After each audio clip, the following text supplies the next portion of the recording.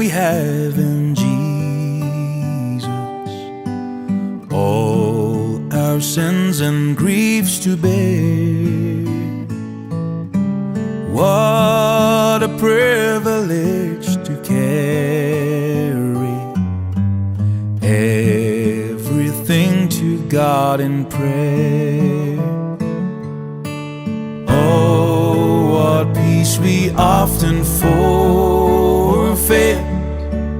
Oh, what needless pain we bear. All because we do not care.